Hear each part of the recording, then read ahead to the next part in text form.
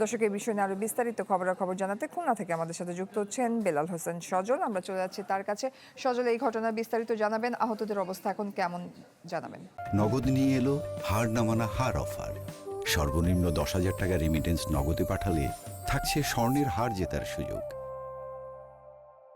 জয়ী মূলত খুলনায় বরাবরই আমরা দেখছি যে বেশ কিছুদিন ধরে যে আইন শৃঙ্খলা পরিস্থিতি তার অবনতি ঘটছে, প্রতিনিয়ত যে গোলাগুলি ঘটনা সেটি ঘটছেই। আজকে সকালে যে ঘটনাটি ঘটেছে এটি খুলনার যে বিএল কলেজ রোড রয়েছে, সেই সড়ক বিএল কলেজ রোড, তার পাশে যে এই ওজোপাটিকর যে বিদ্যুৎ কেন্দ্রটি রয়েছে, বিদ্যুৎ এইখান তার পাশেই যে বিদ্যুৎ জামে মসজিদ, এই মসজিদেই কিন্তু আজকে সকালে নামাজ শেষে কোরআন তেলাওয়াত করছিলেন লোকমান হাকিম এবং আরও একজন ব্যক্তি আলম শেখ। ঠিক যেই ঘটনাটি ঘটেছে, পুলিশ যেটি বলছে এখনও ক্লিয়ার যে সিসি ক্যামেরা সেটি কিন্তু পায়নি, তবে দূরের একটি ক্যামেরা থেকে তারা ধারণা করছে একটি মোটরসাইকেলে দুজন ব্যক্তি দেখা যাচ্ছে, একজন হেলমেট পরিহিত এবং আর একজন মাথায় একটি যে কাপড় সেটি বাঁধা অবস্থায় এসেছিলেন, পাঞ্জাবি পরা অবস্থায়।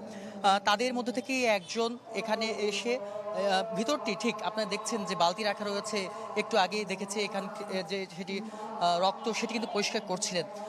তো এই জায়গাটিতে বসেই কোরআন তেলাওয়াত করছিলেন, এই গেট থেকেই প্রবেশ করে এলোপাতারি গুলি করা হয় এবং যেটি ধারণা করা হচ্ছে লোকমান হাকিমকে লক্ষ্য করেই গুলি ছোড়া হয়। তার গায়ে চারটি গুলি লাগে এবং তার পাশেই আলম শেখ বসেছিলেন, তারা কোরআন তেলাওয়াত করছিলেন। আলম শেখের গায়ে আরেকটি গুলি লাগে। আলম শেখ তাৎক্ষণিকভাবে বের হয়ে তিনি ফোন করে স্থানীয়দের খবর দেন এবং তাদেরকে কিন্তু উদ্ধার করে খুলনা মেডিকেল কলেজ হাসপাতালে ভর্তি করা হয় এবং পরবর্তীতে লোকমান হাকিমের অবস্থা আশঙ্কাজনক হয়, তাকে কিন্তু ঢাকায় পাঠানো হচ্ছে। এবং কী কারণে এই গুলির ঘটনা এখন পর্যন্ত কিন্তু পুলিশ বলতে পারেনি। পুলিশ আশপাশের সিসি ক্যামেরা ফুটেজ দেখে কিন্তু তদন্ত করছেন এবং লোকমান হাকিম তিনি কোনো রাজনৈতিক দলের সাথে যুক্ত ছিলেন না, পাশাপাশি তিনি ট্যাংলোরি যে ব্যবসা, সেই ব্যবসার সাথে সম্পৃক্ত ছিলেন।